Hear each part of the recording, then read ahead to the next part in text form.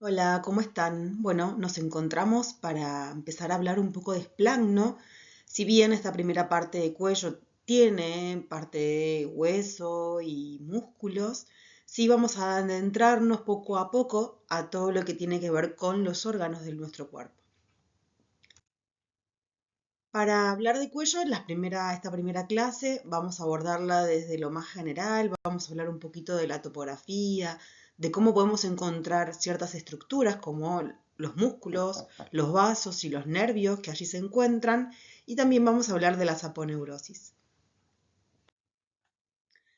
Antes de empezar a hablar del cuello, esta estructura que se encuentra entre la cabeza y el tórax, ¿no? Como un centro donde la información pasa hacia un lado y hacia el otro, y que además vamos a encontrar en su centro un eje que es visceral, donde van a participar órganos endocrinos, órganos de la respiración y órganos de la digestión. También vamos a encontrar alrededor de todo este eje visceral músculos y el paquete vascular del cuello como un punto muy importante que vamos a charlar un poquito más adelante.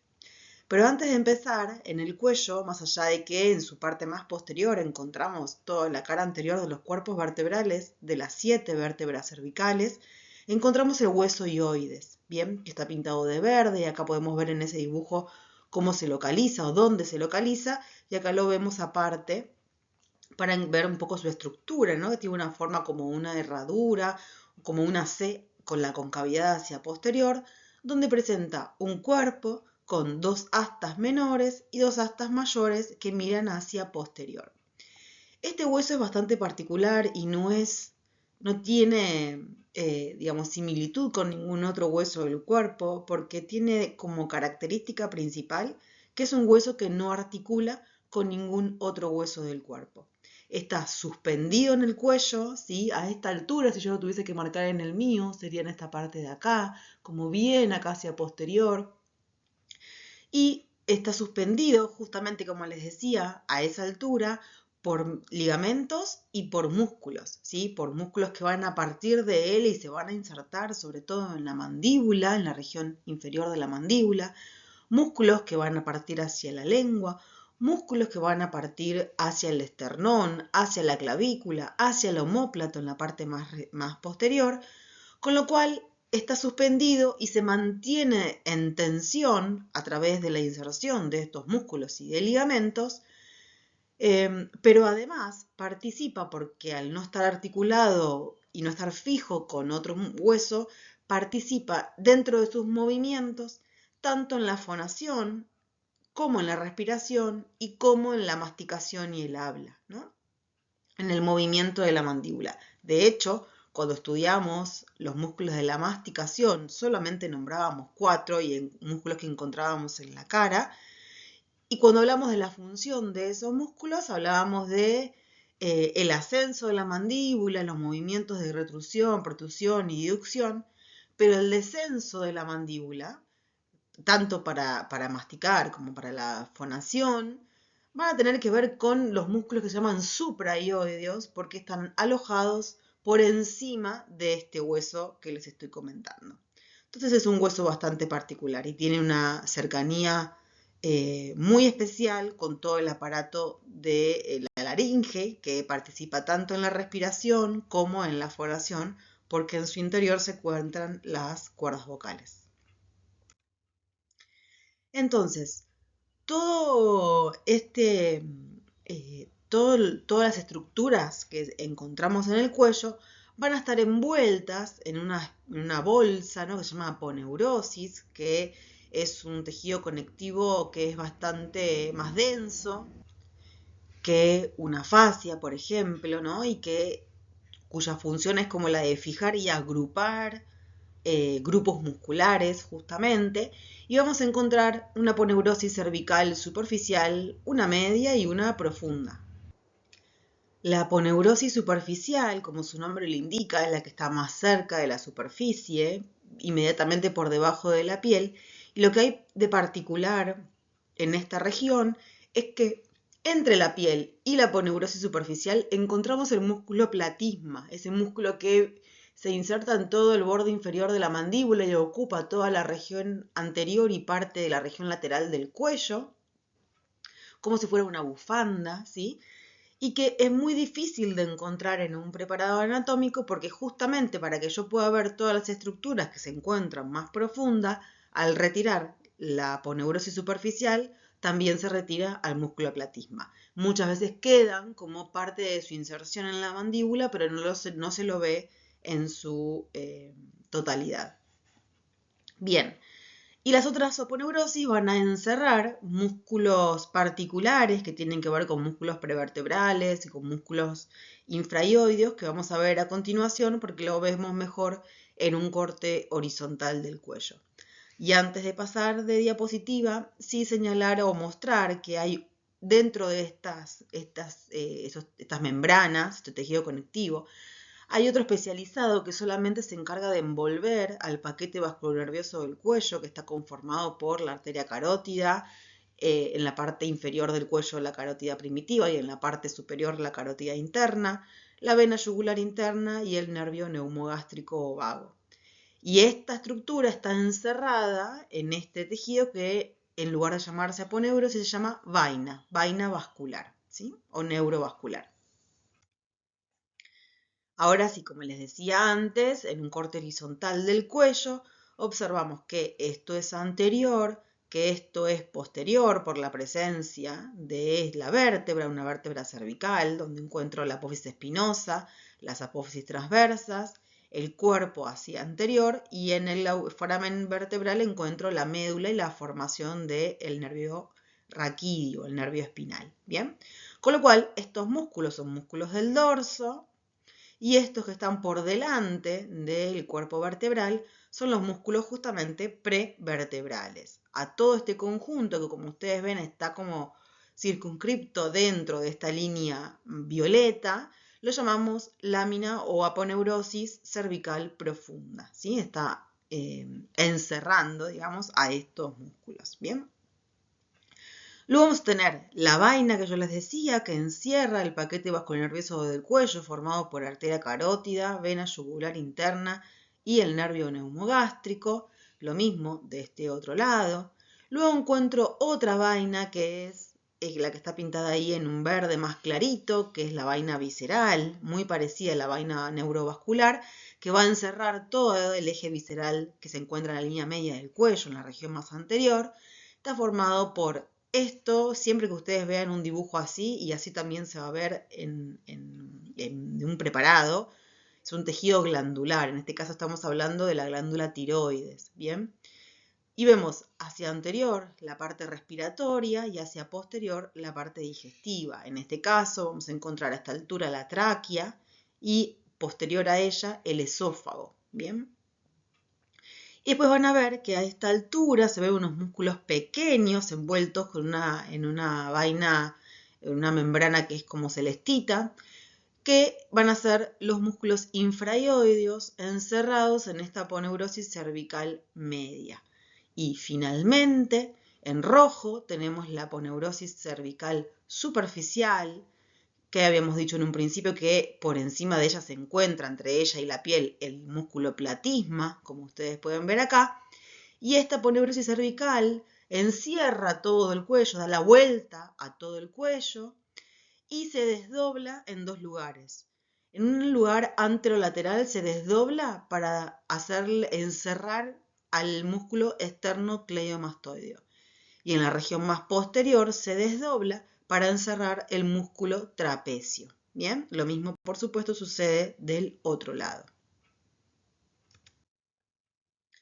Dicho esto, vamos a hablar un poco entonces de los músculos del cuello y cómo los triángulos que vamos a localizar con los límites de estos músculos me van a servir para poder identificar ciertas estructuras que nos va a venir bien a la hora de encontrar algo cuando estemos en el práctico, que muchas veces el cuello es una parte de los preparados que en general no está tan bien cuidada, ¿no? Que por los músculos se desgarran enseguida, igual que las estructuras, y muchas veces resulta difícil de encontrar.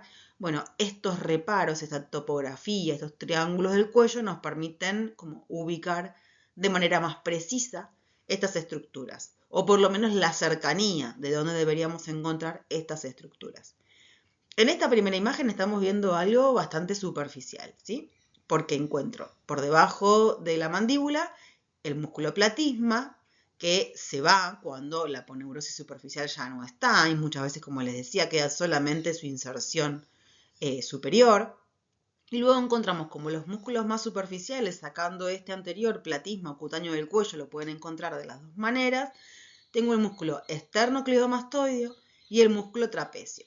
El músculo trapecio es un músculo bien grande que está en la región, ocupa casi la mitad del dorso, en la región superior del dorso, que parte de la línea del occipital y va a recorrer toda la parte posterior para insertarse en las vértebras dorsales, para insertarse en la escápula, ¿sí? Todo en la región posterior. Y el esternocleidomastoideo, que lo pueden encontrar en general abreviado como SM, que van a nombrar los sitios de inserción de este músculo. A veces lo encontramos como ECOM, porque también tiene una inserción a nivel occipital, ¿sí? Sus inserciones principales entonces son las inserciones superiores, una porción en el occipital, pero sobre todo se insertan en la apófisis mastoides. Desciende de manera oblicua hacia anterior para insertarse, abriéndose como si fuese en dos partes, en dos vientres, para insertarse una parte en la clavícula y otra parte en el esternón. De ahí su nombre, esternocleido, que viene de clavícula, mastoideo, ¿sí? O ECOM cuando le agregamos la inserción en el hueso occipital.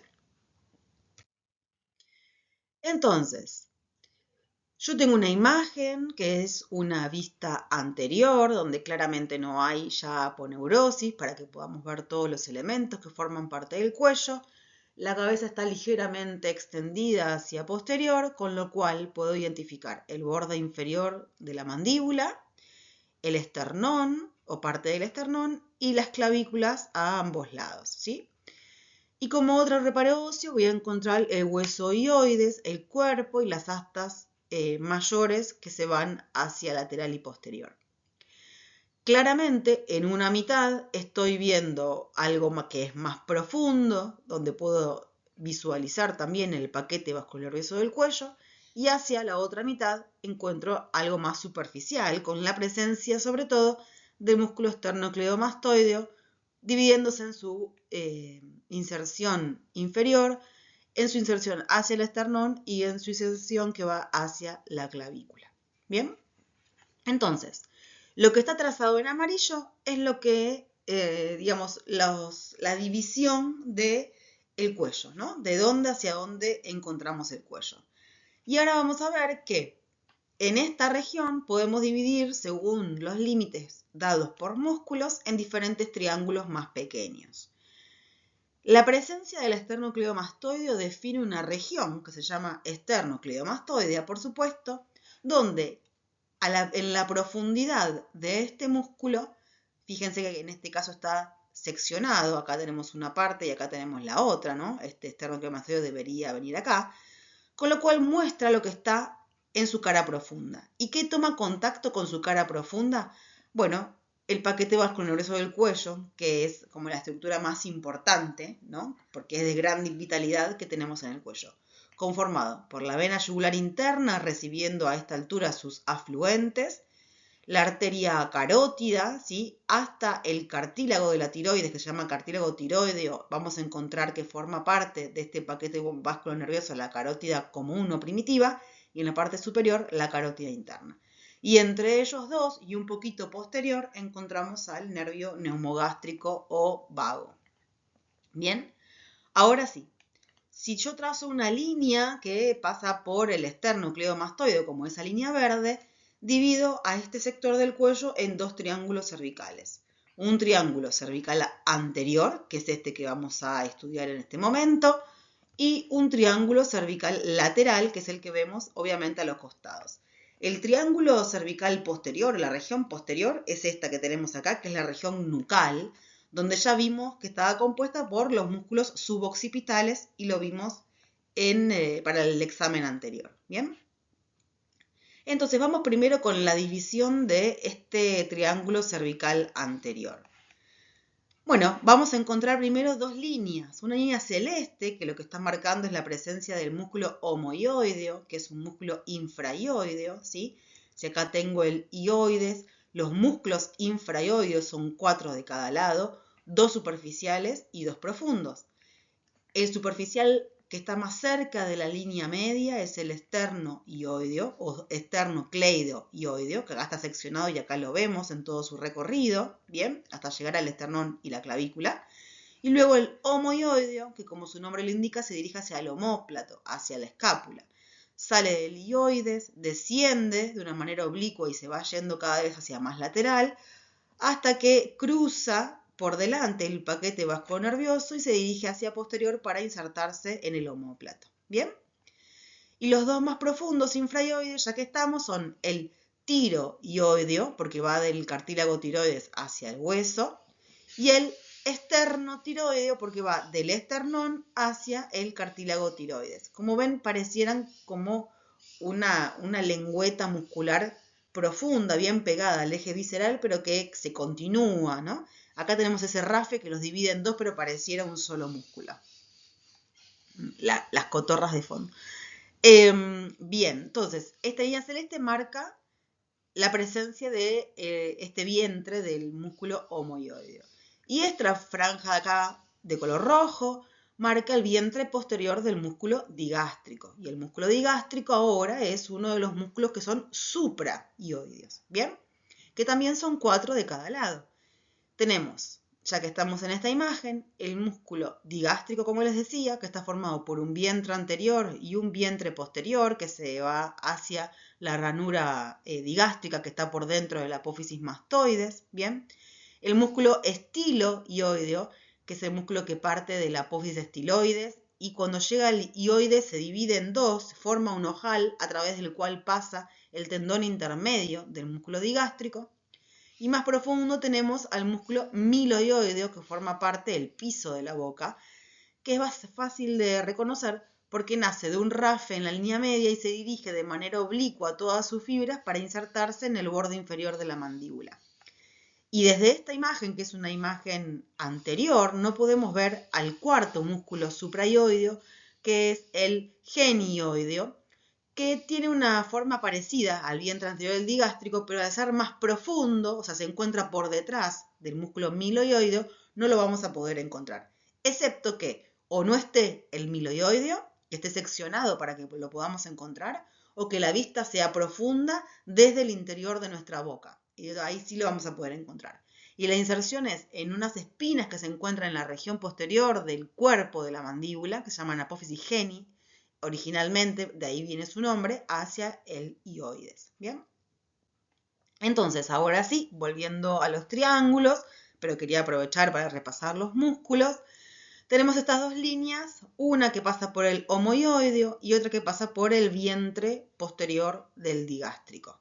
Entonces, vamos a poder encontrar un triángulo que se llama triángulo muscular, donde vamos a encontrar es este triángulo que está acá, que se forma entre el homoioideo de ambos lados, donde vamos a encontrar a los músculos infraioideos, pero además todo el eje visceral, ¿sí?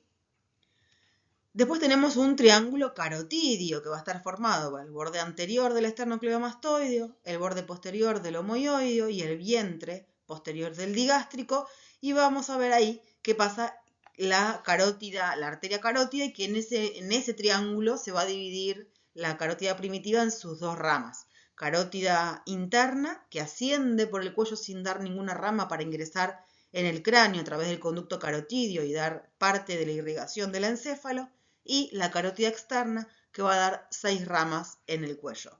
Va a dar, por su borde anterior, van a ser la arteria tiroidea superior, la arteria lingual y la arteria facial, que la vemos acá mejor, ¿no? La arteria tiroidea superior, la arteria lingual y la arteria facial, que asciende y obviamente ingresan en la cara a ambos lados para terminar en el ángulo del ojo. Por su borde posterior va a dar la arteria occipital y la arteria auricular posterior, que obviamente van hacia la occipital y hacia la región posterior de la oreja. Y por la cara interna de la carótida externa van a ser su sexta rama, que es la arteria faringe ascendente, que es bien profunda justamente porque va a ir a buscar a la faringe, ¿sí? Bien. Entonces, dentro de este triángulo carotidio vemos esta división de la carótida primitiva en carótida externa, carótida interna, pero además podemos sumar por la cercanía que encontramos a la vena yugular interna y al nervio vago. ¿Bien? Ahora, la presencia del vientre anterior del digástrico para poder completar este músculo, que está dado con esta línea azul, también divide esta región supraioidea en dos partes.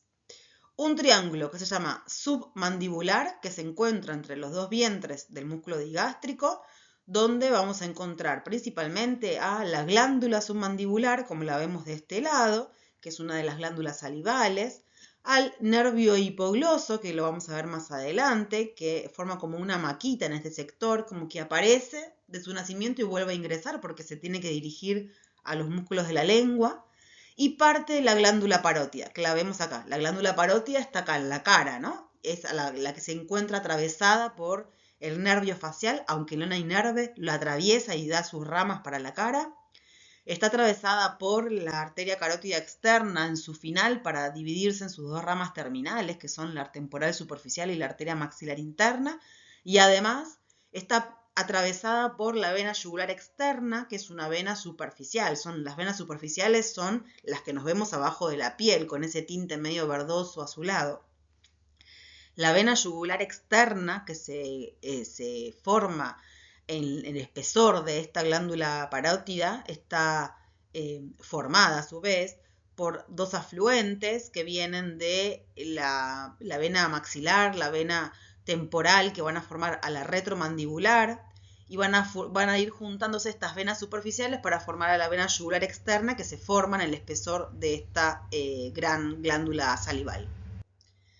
Y el otro triángulo que nos queda es el triángulo submentoniano, que se encuentra en esta región, entre los vientres anteriores del músculo digástrico, donde vamos a encontrar principalmente a la glándula salival submentoniana, ¿sí? Que muchas veces no la encontramos, eso va a depender de la disección porque es un poco más profunda. Y en la región más superficial vamos a encontrar a la vena yugular anterior, que también es una de las venas superficiales de esta región. Si nos vamos ahora al triángulo cervical lateral, que era el que nos quedaba, ¿no? Recién describimos todos los subtriángulos, podríamos decir, del triángulo cervical anterior. En este caso, el lateral es el que queda por detrás del esternocleidomastoideo. Vamos a encontrar dos triángulos dados por la presencia del homoioideo, ¿no? Tendríamos el homoioideo que nace de hueso ioides y se va, como decíamos antes, hacia posterior. Y en esta parte, que sería como el segundo vientre del homoioideo, la segunda parte, divide esta zona en dos triángulos.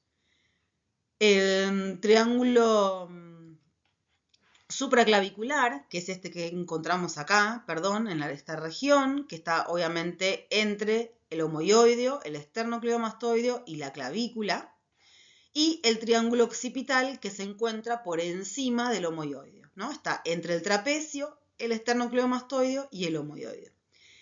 En el triángulo occipital vamos a encontrar sobre todo las ramas más superficiales del plexo cervical, el nervio accesorio, que es el 11º par craneal, que da inervación motora para el esternocleidomastoideo, para el músculo trapecio, ¿sí?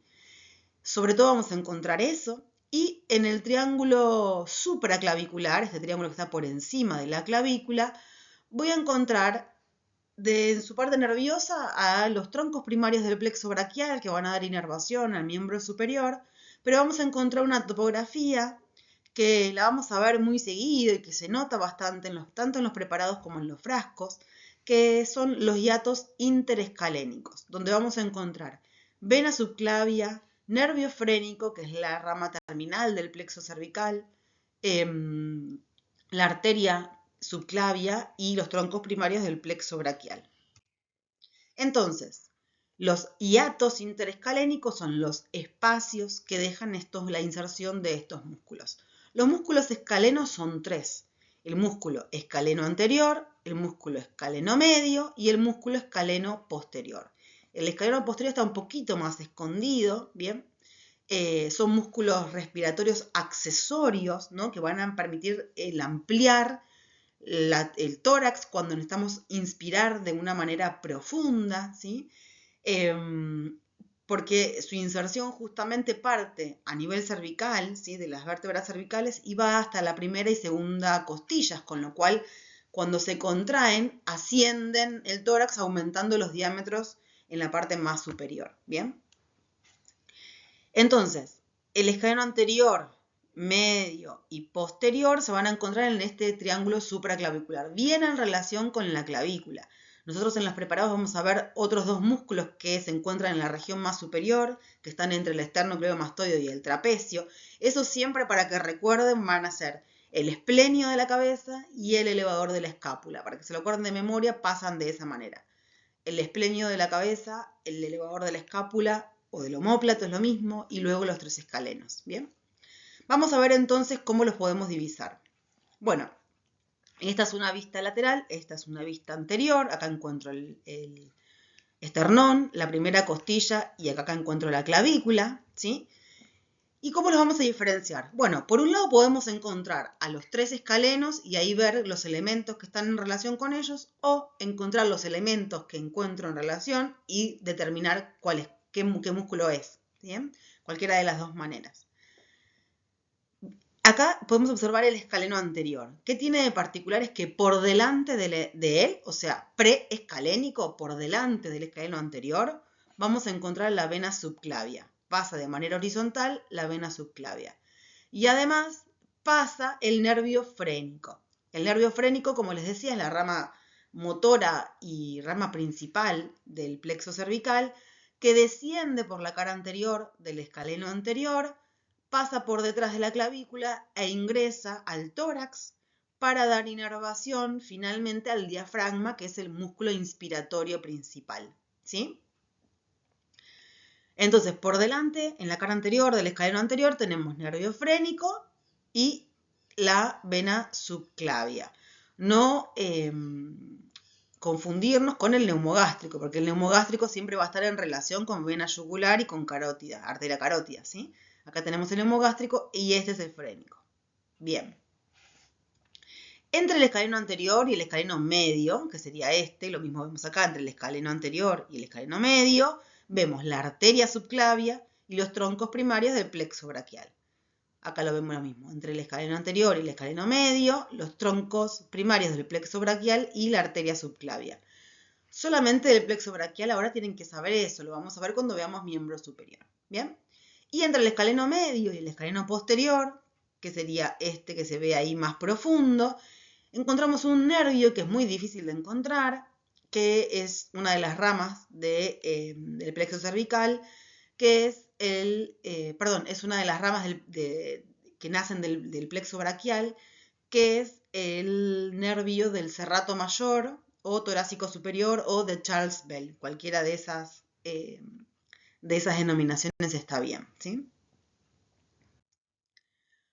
Seguimos entonces con los nombres raros y las topografías del cuello para ver otros triángulos, porque si algo se puede complicar, la vamos a complicar un poco más. Y son tres triángulos que a cada triángulo el tipo que los descubrió, el anatomista que los descubrió, le puso su apellido. Este es el triángulo de Farabev, que fue uno de los primeros anatomistas, que está formado por hacia posterior la vena yugular. Perdón, primero esto por ahí se dan cuenta, pero lo vamos a decir de todas maneras. Se hizo una sección en la piel para poder encontrar las estructuras donde esto es anterior, esto es posterior, ¿no? Acá encuentro el lóbulo de la oreja, acá encuentro el mentón, esto es la mandíbula, esto es el hueso hioides, el cuerpo y el asta mayor, y acá encuentro músculos y el paquete vasculonervioso del cuello. Entonces, ahora sí, este primer triángulo va a estar formado hacia posterior por la vena yugular interna, hacia anterior por su afluente principal, que es el tronco tirolinguofacial, porque es un tronco que confluyen tres venas, la tiroidea, la vena lingual y la vena facial, ¿sí? De ahí su nombre, tirolinguofacial. Bueno, entonces es el afluente que llega y en el borde o en el lado superior vamos a encontrar el nervio hipogloso, que es este de acá. Yo les decía que siempre el nervio hipogloso es como una maquita que se encuentra en el cuello, sale, ¿sí?, de la exobase a través del conducto del hipogloso, cerca de los cóndilos del occipital, aparece y se vuelve a meter para ir en búsqueda de los músculos de la lengua. ¿Bien? Entonces, este triángulo que se forma acá, entre la vena yugular interna, su principal afluente, que es el tronco tirolinguofacial, y la presencia del nervio hipogloso, forman este triángulo cuyo contenido es la bifurcación de la arteria carótida, que no siempre sucede a este nivel, la verdad que en general sucede un poco más abajo, ¿sí?, un poco más inferior, más a la altura del cartílago tiroides, ¿sí? Y además se ve la rama descendente del nervio hipogloso que va a formar el asa cervical, que lo vamos a ver un poco más adelante. ¿Bien? Ustedes recuerden que nosotros vamos a... Ahí está, perdón. Vamos a encontrar, en este caso para poder aprovechar la imagen, ¿sí?, vamos a ver estos músculos supraioideos, el vientre anterior del digástrico, el vientre posterior del digástrico, que siempre va a ser más profundo para no encontrarse con... Perdón, más superficial, para no encontrar... confundirse con el estiloioideo, porque recuerden que la apófisis estiloides es más profunda que la apófisis mastoides, ¿ok? Entonces, el estiloioideo que hace un ojal para que pase el tendón intermedio del digástrico conformado por su vientre anterior y el vientre posterior, y acá encontramos el miloioideo. Ese que se va al fondo es el hiogloso, que es un músculo de la lengua, que va de la lengua, por eso gloso, hasta el músculo ioides, sobre todo hacia el asta mayor, después lo vamos a ver. Y acá vemos entonces la vena yugular, la arteria carótida, en este caso vemos la carótida externa porque está dando sus ramas, ¿no? La tiroidea superior, la arteria lingual, y acá ya vemos la arteria facial. Y vemos, por supuesto, el hipogloso, y vemos ahí al fondo el el nervio vago, el nervio neumogástrico. ¿Bien? Y acá vemos el accesorio, porque ustedes recuerden que tanto el vago como el accesorio y como el glosofaringio, que no lo voy a ver porque está bien profundo acá en la cara, son nervios que salen junto con la vena yugular interna, con lo cual tiene bastante sentido que están todos juntitos. ¿Bien? Bueno, entonces ese es el triángulo de Farabeuf. Ahora, Beckler le puso su nombre a otro triángulo, a un triángulo que va a tener como límites al músculo hiogloso, que es este músculo que vemos acá, al vientre posterior del músculo digástrico, que es este que vemos acá, y al asta mayor del hueso ioides, con lo cual este es el triángulo, ¿sí? El hiogloso está como en el fondo, asta mayor del hueso y vientre posterior del digástrico, ¿no? Como que forman este triangulito. Lo vamos a marcar ahí para que se vea, para ver que el contenido de este triángulo es el pasaje del nervio hipogloso y la aparición de la arteria lingual, ¿no?, la segunda rama de la carótida externa. Y el último, que es el triángulo de Pirogov, es un triángulo que tiene como límites el nervio hipogloso, el tendón intermedio del digástrico hacia inferior y el músculo miloioideo como la parte más posterior. Lo vamos a marcar ahí. El vientre intermedio del digástrico, el hipogloso con el músculo hiogloso en la parte más profunda, y el contenido es la arteria lingual. Bien, ahora tenemos esto, ¿no? Acá está muy hermoso porque está en un atlas y es una foto, nadie lo está tocando, no vamos a encontrar esta misma hermosura de músculos del cuello cuando tengamos el preparado, pero podemos aprovechar, ustedes lo tienen a disposición en el Drive y lo podemos aprovechar acá para poder encontrar algunas de las estructuras que nombramos recién. Claramente esto es una vista lateral, esto es anterior y esto es posterior, hasta ahí no tenemos ninguna duda. Acá vemos la mandíbula, ¿sí?, que está seccionada para también encontrar músculos de la masticación, músculos faciales. Pero si nos quedamos concentrados en el cuello, vamos a encontrar primero el esternocleidomastoideo, muy claro, el trapecio hacia posterior, y acá en esta altura deberíamos encontrar, cuando se ve mucho mejor si sacamos el esternocleidomastoideo, por supuesto, a los músculos escalenos, anterior, medio y posterior. Y en esta región, cuando sacamos el esternocleidomastoideo, por encima de los 3 escalenos veo más superior el esplenio de la cabeza y el otro es el elevador de la escápula. Bien, acá vemos la vena, bien, es como del paquete vasculonervioso la parte más externa, ¿sí? Más lateral. Y vamos a encontrar acá el hueso hioides, bien, donde hacia posterior encontramos el estilo hioideo y el vientre posterior del digástrico, que tiene su tendón intermedio y el vientre anterior que va, obviamente, hacia la región de la mandíbula. Y ahí en el fondo vemos el miloioideo, como piso de la boca. Y por debajo vemos acá toda la región media, que es el eje visceral del cuello, pero podemos ver el homoioideo, que se está ya dirigiendo de manera oblicua hacia posterior, y el esternotiroideo o esternocleidoioideo. Y esos que se encuentran ahí son los dos más profundos, que están un poquito más lateral, que es el tiroideo y el esternotiroideo, ¿sí? Acá vemos el cartílago tiroides, para que se den una idea. Que en los hombres sobresale un poquito más en general lo que se conoce como nuez de Adán, ¿no? Es como cuando nosotros vamos hablando o tragando se va moviendo. Y en esta otra imagen también tan preciosa, a mí me gusta cuello, encontramos ahora una vista anterior, ¿no? Vemos el esternón en la línea media, las clavículas hacia ambos lados, la mandíbula, ¿bien? Y el hueso hioides acá. A veces podemos, más adelante lo vamos a ver, pero la laringe también tiene músculos, con lo cual muchas veces nos podemos confundir algún músculo que está en relación con el cartílago tiroides, con los músculos infraioideos, puede suceder, pero no los vamos a nombrar ahora para no marearnos. Pero sí, vamos a ver que está seccionado el esternocleidomastoideo a ambos lados para que nosotros podamos observar mucho mejor estos músculos, ¿bien? Y también se han corrido o seccionado algunas estructuras vasculonerviosas.